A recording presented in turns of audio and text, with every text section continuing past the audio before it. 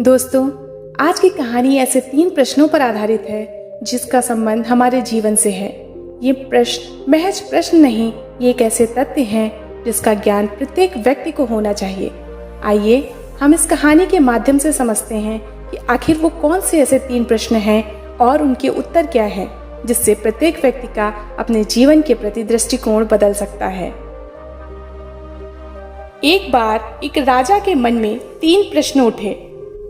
पहला, जीवन का सबसे महत्वपूर्ण व उचित समय कौन सा होता है? दूसरा, सबसे महत्वपूर्ण व्यक्ति कौन होता है जिसके सानिध्य में रहना चाहिए? और तीसरा प्रश्न था, सबसे महत्वपूर्ण कर्तव्य कौन सा होता है?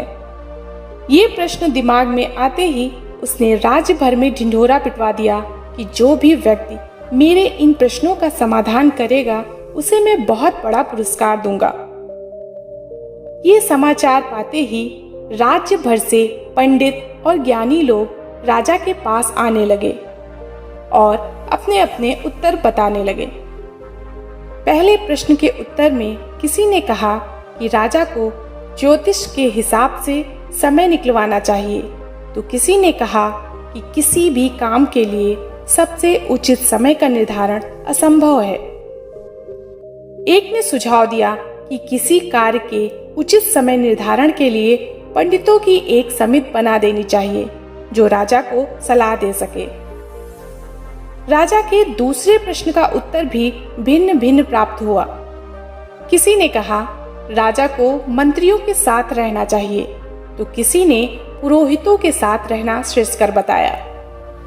किसी ने वैद्यों के साथ रहना सलाह दी, तो किसी ने सैनिकों के साथ। इसी प्रकार तीसरे प्रश्न के उत्तर में किसी ने राजा को विज्ञान पर अधिक ध्यान केंद्रित करने को कहा, तो किसी ने युद्ध कौशल को आवश्यक बताया। एक ने कहा ईश्वर आराधना सबसे आवश्यक कर्तव्य है और राजा को वही करना चाहिए। इन सब भिन्न भिन्न उत्तरों से राजा संतुष्ट नहीं हुआ और किसी को भी पुरस्कार नहीं दिया गया। एक दिन राजा को पता चला कि उसके राज्य में स्थित वन में एक बड़ा ज्ञानी साधु रहता है, किंतु वो साधु वन से कभी बाहर नहीं जाता और ना ही किसी बड़े आदमी से भेंट करता है। ये पता चलने पर राजा ने एक दिन साधारण मनुष्य का वेश बनाया और साधु की कुटिया के पास जा पहुंचा।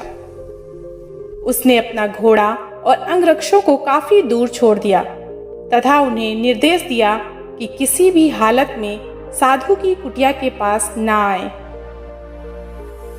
जिस समय राजा वहां पहुंचा, साधु अपनी कुटिया के सामने धरती गोड़ रहा था। साधु ने आगंतुक को देखकर अभिवादन किया, परंतु अपने काम में लगा रहा। वो एक कृशकाय कमजोर सा व्यक्ति था और थोड़ी थोड़ी देर कुदाल चलाने के बाद दम लेने के लिए रुक जाता था। राजा ने उसके पास जाकर कहा, महात्मा, मैं आपके पास 3 प्रश्नों के उत्तर पाने की आशा से आया हूँ। मैं किस प्रकार से उचित कार्य उचित समय पर कर सकता हूँ? किस प्रकार के मनुष्यों की मुझे सबसे अधिक आवश्यकता है और कौन सा कार्य सबसे अधिक आवश्यक है, ये निर्धारण कैसे करूँ? साधु ने राजा के प्रश्न सुने, परंतु कोई उत्तर नहीं दिया और अपना काम करता रहा। थोड़ी देर बाद वो थक कर बैठ गया, तो राजा ने कहा, आप थक गए हैं, आप कुदाली मुझे दे दीजिए। जब तक आप विश्राम करते हैं, तब तक आपका काम मैं कर देता हूँ। साधु ने धन्यवाद करते हुए कुदाली राजा को दे दी। राजा ने कुदाली हाथ में ली और क्यारियां गोड़ने लगा। 2 क्यारियां गोड़ने के बाद राजा ने अपने प्रश्न फिर दोहराए, परंतु साधु ने फिर भी कोई उत्तर नहीं दिया। उसने राजा से कुदाली लेने के लिए हाथ बढ़ाया, किंतु राजा ने ये कहते हुए मना कर दिया कि आप विश्राम कर लीजिए, ये काम मेरे लिए ज्यादा कठिन नहीं है। इस तरह राजा दोपहर से लेकर शाम तक क्यारियां गोड़ता रहा और बीच बीच में साधु से अपने प्रश्नों को दोहराता रहा, परंतु उसे कोई उत्तर नहीं मिला। अंत में राजा ने खींचकर कुदाली जमीन में पटक दी और साधु से कहा, महात्मन, मैं यहाँ अपने प्रश्नों के उत्तर पाने की आशा में आया था। यदि आप उत्तर नहीं देना चाहते हैं तो वैसा कह दीजिए ताकि मैं अपने घर जाऊं। दूसरी दिशा में देखता हुआ साधु बोला, वो देखो, कोई भागता हुआ चला आ रहा है, आओ देखें कौन है। राजा ने घूमकर देखा कि एक दड़ियल आदमी जंगल से भागा चला आ रहा है। उसने अपने हाथों से अपना पेट दबाया हुआ है और उसके हाथों के नीचे से खून टपक रहा है। वो आदमी कुटिया के पास आकर रुका और राजा की ओर देखकर अस्फुट शब्दों में कुछ बोला और फिर मूर्छित होकर गिर पड़ा। राजा और साधु ने मिलकर उसके कपड़े खोले। उसके पेट में घाव था जिससे रक्त बह रहा था। राजा और साधु दोनों उसकी देखभाल करने में जुट गए और थोड़ी देर बाद किसी तरह उसका रक्त बहना रोकने में सफल हो गए। थोड़ी देर बाद उस आदमी को थोड़ा होश आया। राजा ने उसे पानी पिलाया और उसके घाव की खून की भीगी पट्टी खोलकर उस पर नई पट्टी की।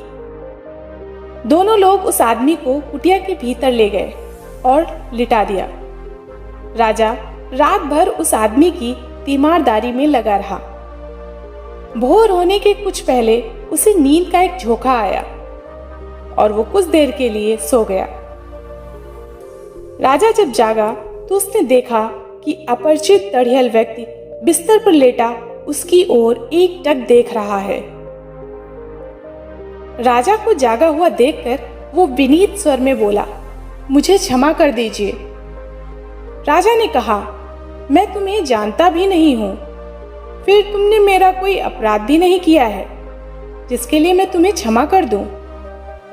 अपरिचित व्यक्ति राजा से बोला, तुम मुझे नहीं जानते हो, लेकिन मैं तुम्हें जानता हूं। मैं तुम्हारा वो शत्रु हूं जिसने तुमसे बदला लेने की प्रतिज्ञा की थी। तुमने मेरे भाई को प्राण दंड दिया था और उसकी संपत्ति जब्त कर ली थी। मुझे पता चला कि तुम साधु के पास अकेले गए हो। तब मैंने निश्चय किया कि जब तुम लौट रहे होगे मैं तुम्हारी हत्या कर दूंगा।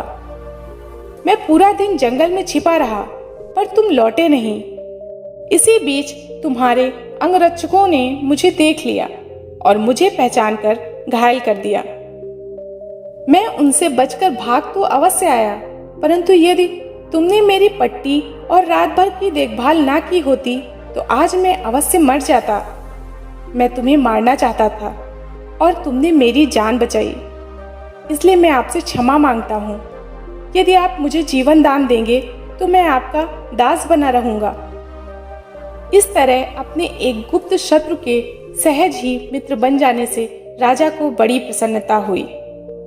राजा ने उसे क्षमा कर दिया और कहा कि वो अपने वैद्य से उसका उपचार कराएगा और उसके भाई की जब्त की हुई संपत्ति वापस कर देगा। राजा उस घायल व्यक्ति से विदा लेकर के कुटिया के बाहर आया और साधु को देखने लगा। देखा कि साधु कुदाली लेकर क्यारियों में अपने काम में जुटा हुआ है। राजा उसके पास आकर बोला, हे ज्ञानी पुरुष, अपने प्रश्नों के उत्तर के लिए मैं आपसे अंतिम बार प्रार्थना करता हूँ। साधु ने कुदाली रोककर राजा की ओर देखा और कहा, तुम्हें अपने प्रश्नों का उत्तर मिल चुका है। राजा ने पूछा, क्या उत्तर मिला? साफ साफ कहिए। साधु बोला, तुम समझ नहीं पाए। देखो, कल यदि मेरी दुर्बलता पर तुम तरस न खाते और क्यारियां खोदे बिना ही चले जाते तो वो व्यक्ति तुम पर आक्रमण करता, और अगर जिंदा रहते तो इस समय पछताते होते कि हाय, मैं साधु के पास क्यों नहीं रुक गया। तो तुम्हारा सबसे मूल्यवान समय वो था जब तुम धरती खोद रहे थे। तुम्हारे लिए सबसे आवश्यक व्यक्ति मैं था और मेरा उपकार करना तुम्हारा परम कर्तव्य था। फिर जब वो व्यक्ति घायल होकर आया तब तुम्हारा सबसे मूल्यवान समय वो था जब तुम उसकी सेवा कर रहे थे। यदि तुम उसके घावों पर पट्टी नहीं बांधते तो हो सकता है वो तुम्हारे प्रति शत्रु भाव लिए ही मर जाता, या जिंदा भी रहता तो तुम्हारा शत्रु ही रहता। उस समय वही व्यक्ति तुम्हारे लिए परम आवश्यक था और उसकी सेवा करना तुम्हारा परम कर्तव्य। इसलिए हे राजन, याद रखो कि वर्तमान समय ही सबसे महत्वपूर्ण समय है। ये महत्वपूर्ण इसलिए है क्योंकि केवल इसी समय पर तुम्हें अधिकार है। सबसे महत्वपूर्ण और आवश्यक व्यक्ति वही है जिसके साथ तुम वर्तमान में हो, क्योंकि कोई नहीं जानता कि भविष्य में तुम्हारी भेंट किसी और से होगी या नहीं, और उसका उपकार करना ही तुम्हारा परम कर्तव्य है, क्योंकि मनुष्य इसी निमित्त संसार में जन्म लेता है। दोस्तों, ये थे ऐसे 3 प्रश्न और उनके उत्तर जो हमें बताते हैं कि हमारे जीवन का सबसे महत्वपूर्ण व उचित समय कौन सा होता है, और सबसे महत्वपूर्ण व्यक्ति कौन होता है, सबसे महत्वपूर्ण कर्तव्य कौन सा होता है।